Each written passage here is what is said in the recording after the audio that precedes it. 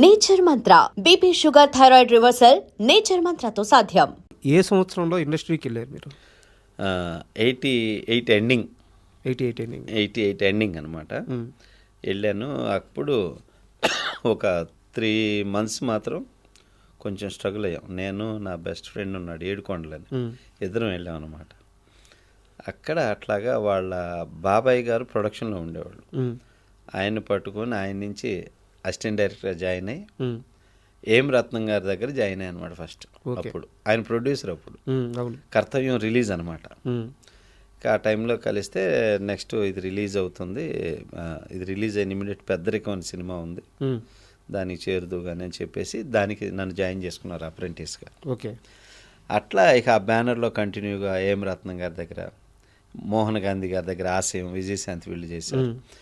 స్రవంతి రవికిషోర్ గారిది రౌడీ మొగుడని మోహన్ బాబు గారు విజయశాంతి గారు చేశారు. ఇట్లా ఈ చేసుకుంటూ పోకూరు బాబురావు గారి బ్యానర్లో, ఎయిటర్ మోహన్ గారి బ్యానర్లో, ముత్యాల సుబ్బయ్య గారి దగ్గర, బి గోపాల్ గారి దగ్గర, శరత్ గారి దగ్గర, సురేష్ వర్మ దగ్గర, ఇట్లా చాలా మంచి మంచి బ్యానర్స్లో మంచి మంచి డైరెక్టర్ల దగ్గర వర్క్ చేశానండి. ముఖ్యంగా మీరు ముత్యాల సుబ్బయ్య గారి దగ్గర పనిచేసినప్పుడు హిట్లర్ అని ఒక సినిమా వచ్చింది, చిరంజీవి గారు చేశాను.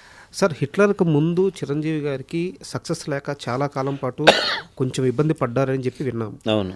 అసలు హిట్లర్ సినిమా స్టార్ట్ అయ్యే సమయానికి చిరంజీవి గారి మైండ్ సెట్ ఎలా ఉంది, హిట్లర్ వచ్చిన తర్వాత ఆ మైండ్ సెట్ ఎలా మారింది, కాస్త వివరంగా చెప్తారా? చిరంజీవి గారు ఏంటంటే అండి, ఎప్పుడు సెటిల్డ్ మైండ్ ఆయన, చాలా మెచ్యూరిటీ మైండ్. అప్పటికి కంటిన్యూ సక్సెస్ కొట్టి ఫ్లాప్స్ వచ్చేసి ఎలాంటి సినిమా చేయాలి ఇప్పుడు అని గ్యాప్ తీసుకున్నారు చిరంజీవి గారు. ఓకే. ఆ గ్యాప్ తీసుకున్న టైంలో ఎలాంటి కథను సెలెక్ట్ చేసుకోవాలి ఏంటి అనే ఆలోచనలో పడి ఆయన చూస్తూ ఉంటే అప్పుడు మమ్మట్టి చేశాడండి హిట్లర్ సినిమా మలయాళంలో. అది చాలా పెద్ద హిట్ అయింది. సో నేను అన్ని మాస్ సినిమాలు చేశాను, ఒక మళ్ళీ చానాళ్ళ తర్వాత ఒక మంచి ఫ్యామిలీ సెంటిమెంట్ ఫిలిం చేయలేదు, ఓకే, ఈ కథ పర్ఫెక్ట్ నాకు అనుకొని అప్పుడు ఎయిటర్ మోహన్ గారు ఆ రైట్స్ కొని ఉన్నారు. సుబ్బయ్య గారు చేద్దాం అనుకునేసరికి చిరంజీవి గారు కాంపౌండ్ నుంచి వీళ్ళకి కాల్ వచ్చి ఈ సినిమా మాకు ఇంట్రెస్ట్, మనం చేద్దాము అని చెప్పేసి అట్లా హిట్లర్ సినిమా చిరంజీవి గారు వీళ్ళు చేయటం స్టార్ట్ అయింది. ఓకే. కాకపోతే అప్పటి వరకు ఏంటంటే చిరంజీవి గారు ఫుల్ మాస్ రూట్లో వెళ్ళిపోయేవాళ్ళు, ఫుల్ యాక్షన్ వీటిలో. ఫస్ట్ టైం చాలా ఫ్యామిలీ సెంటిమెంట్ ఫిలిం. ఇప్పుడు ఒక టైంలో చేశారు విజేత అని, ఇట్లాంటి సెంటిమెంట్. అవునవును. ఆ తర్వాత గ్యాప్ వచ్చి ఒక స్టార్డమ్ వచ్చినాక ఫ్లాప్ పడేసరికి కొంచెం లేదు, మళ్ళీ రాంగ్ స్టెప్ అవుతున్నాయి, కొంచెం మళ్ళీ కరెక్ట్ కథలను సెలెక్ట్ చేసుకొని వెళ్ళాలని ఆగారు చిరంజీవి. అప్పుడు 1 year దాకా గ్యాప్ వచ్చింది చిరంజీవి గారికి. వచ్చి అప్పుడు ఈ సినిమా సెలెక్ట్ చేసుకొని ఆయన చేసే టైంలో నేను వర్క్ చేయటం, చిరంజీవి గారు అబ్జర్వ్ చేస్తుంటారు అందరిని. చిరంజీవి గారు వచ్చిన యాజ్ సీనియర్ హీరో కదా, ఎవరెవరు ఏం చేస్తున్నారని ఆయన కూర్చొని ఇట్లా కూర్చున్నా అంటే ఎవరేంటని చదివేస్తాడు చిరంజీవి గారు. సో అట్లాగా చూస్తుంటే నేను వర్క్ చేసే విధానం చూసి నన్ను పిలిచారు ఒకరోజు. నువ్వు బాగా కష్టపడుతున్నావు సముద్ర, పైకి వస్తావు, డైరెక్టర్ అవుతావు నువ్వు అని ఫస్ట్ బ్లెస్ చేశారు చిరంజీవి గారు. సూపర్.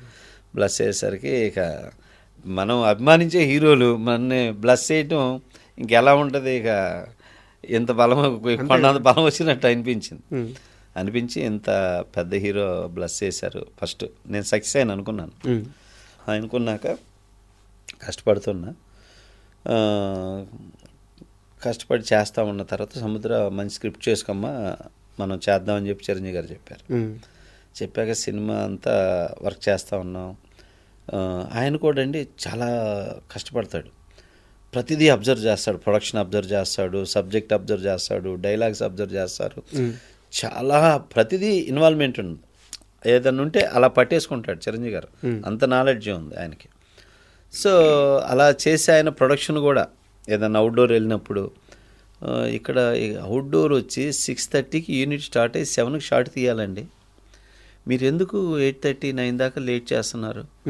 నేను రెడీ 6:30, నేను స్పాట్లో ఉంటాను, రేపు 7కి షార్ట్ తీయాలి, మీరు ఎందుకు పోయారు, టైమింగ్ వేస్ట్ చేస్తున్నారు మీరు అని చెప్పి నిర్మాతల గురించి ఆలోచించి చిరంజీవి గారు ఏటర్ మోహన్ గారు పిలిచి చెప్పటం నేనే, నా దృష్టితోటే నేనే ఉన్నా. చెప్పి నాలాంటి హీరో ఉన్నప్పుడు టయాన్ని వేస్ట్ చేయొద్దండి, చక్కగా చేసుకోండి ప్రొడక్షన్ అని చెప్పి చిరంజీవి గారు చెప్పటం నేను విన్నా. అదే సాంగ్కి డాన్స్ మాస్టర్ ఎవరంటే లారెన్స్. మీరేగా తీసుకొచ్చింది. లారెన్స్ని నేనే ఏటర్ మోహన్ గారికి పరిచయం చేశాను. లారెన్స్ అప్పుడు చిన్న చిన్న సినిమాలు చేస్తూ ఉంటే నేను పద్మాలయ స్టూడియోకి వెళ్ళా. అక్కడ చేస్తూ ఉన్నాడు అనమాట. అప్పుడు ఇట్లా చిరంజీవి గారు ఎవరైనా కొత్త వాళ్ళని ఇంట్రడ్యూస్ చేద్దామండి, టాలెంట్ వాళ్ళని అనుకుంటున్నారు. ఆ మాట నేను లారెన్స్కి చెప్పాను. బ్రదర్ చెప్పు, నేను వస్తాను కలుస్తాను అంటే, సరే సారథి స్టూడియోలో అనమాట. అప్పుడు సెట్ వేసాం, రండి పరిచయం చేసి చెప్తాను అంటే మాస్టర్ వచ్చాడు. వచ్చి నేను ఏటర్ మోహన్ గారికి పరిచయం చేసి ఇలా చేశాక మోహన్ గారు చిరంజీవి గారు తీసుకెళ్ళి పరిచయం చేస్తే, సరే అమ్మా ఇది సాంగు, నువ్వు ఏదైనా ఒక సిగ్నేచర్ మూమెంట్ చేసుకొచ్చి చూపిస్తే నేను కన్ఫర్మ్ చేస్తాను అని చెప్పారు. అట్లా వెళ్ళి ఆ సినిమాలో అబీబీలో సాంగ్ ఇలా అంటుంటాడు చూడండి. అవును, చిరంజీవి గారు. అవును. ఫస్ట్ లారెన్స్ ఆ మూమెంట్ చేసుకొచ్చి చూపించాడు. సింగిల్ సిట్టింగ్లో ఓకే చేశారు. లారెన్స్ అనే వ్యక్తి అంతకు ముందు దాకా చిరంజీవికి పరిచయం లేదు. కొత్త వ్యక్తి, చిన్న సినిమాలు తీస్తున్నారు, పరిచయం లేదు. ఈయన అప్పటికే మెగాస్టార్. అవును, చిరంజీవి ఎలా హ్యాండిల్ చేస్తారు ఆ డౌట్ కానీ, ఇతనికి ఎందుకు ఇవ్వాలన్న ఆలోచన కానీ ఏం లేదా? లేదు. ఎందుకంటే డాన్స్ మాస్టర్ చేసేటప్పుడు కంపోజింగ్ వాళ్ళు మూమెంట్లు చేస్తే ఆటోమేటిక్గా కెమెరామ్యాన్ ఫ్రేమ్ పెట్టేస్తాడండి. కెమెరామ్యాన్ గారు ఫ్రేమ్ పెట్టి ఇలాగ పెట్టావు, ఇలా కంపోజ్ చేసుకోమా అని చెప్పేస్తారు. అలాగా లారెన్స్ని కన్ఫర్మ్ చేసి ఫిక్స్ చేశాక ఇక అక్కడి నుంచి లారెన్స్ తిరిగి చూడాలి. అవును, ఎప్పుడన్నా కనపడ్డప్పుడు అంటాడే, నన్ను చిరంజీవి గారి పరిచయం చేసి సముద్రనేరా అంటాడు అనమాట. ఇప్పుడు కూడా అంటాడు బాబు. అండ్ మూవీ రిలీజ్ అయినాక సార్, హిట్లర్ రిలీజ్ అయిన తర్వాత అంటే మేము చాలా చిన్న వయసు థియేటర్కి వెళ్ళి సినిమా చూస్తుంటే ఆ పాటలో చిన్న రాయి ఉంటుంది, ఆ పరిగెత్తుకుంటా వాళ్ళ చెల్లెలు ఏడుస్తుందని చెప్పి పరిగెత్తుకుంటా సార్ కాలుకి దెబ్బ ఆ కాలుకి దెబ్బ తగలంగానే థియేటర్లో అందరూ లేడీస్ అందరూ తెగ ఏడ్చేస్తున్నారు. సెంటిమెంట్ సాంగ్ అది. చాలా మంది ఏడ్చారండి ఆ పాటకి. కష్టాలకే కన్నీళ్ళు వస్తాయి. ఎలా ఉండింది రిసీవ్నెస్ అప్పట్లో సినిమా రిలీజ్? అయ్యో, సినిమా సూపర్ హిట్ అండి.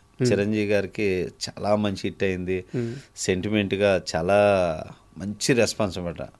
అంటే ఇట్లాంటి సిస్టర్స్కి ఇలాంటి ఒక అన్నయ్య కావాలి అని అంత మంచి మార్క్ తెచ్చింది ఆ సినిమా.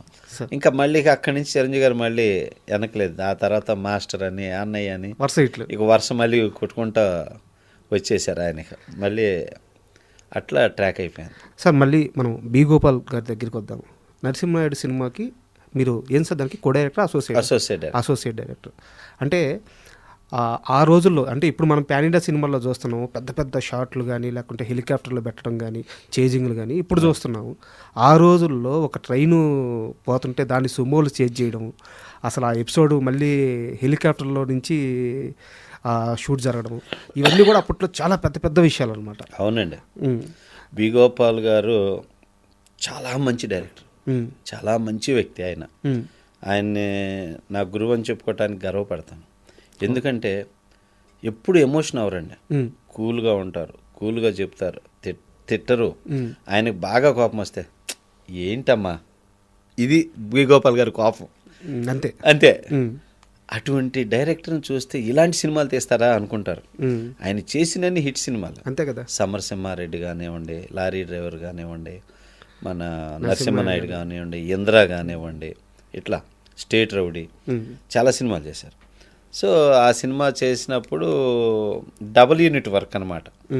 ఈ ట్రైన్ చేసి సుమోలు, విక్రమ్ ధర్మ మాస్టరు, నేను సముద్ర నేడు ఉంచేసి మనం రెండో యూనిట్కి వెళ్ళిపోదాం అని చెప్పి బాలయ్య మన ముఖేష్ ఋషి విలన్ సీన్స్ అనమాట. అక్కడ హెలికాప్టరే. అవును. అట్లా మా కో డైరెక్టర్లు అటు వెళ్ళారు. మాస్టర్ తోటి నేను ఈ సుమోలు చేసి మామూలు ఇటుకొట్టుడు అనమాట. డబుల్ యూనిట్ వర్క్ అనమాట అది చేసింది. ఓకే. నరసింహనాయుడు వర్క్. ఆ చేజింగ్ సీన్ అంతా మీరు డైరెక్ట్ చేసిందని అయితే? లేదు, విక్రమ్ మాస్టర్ అసోసియేట్ డైరెక్టర్గా నేను ఫాలో అయ్యేవాడిని. ఓకే. చేసింది ఫైట్ మాస్టర్ విక్రమ్ ధర్మ గారు.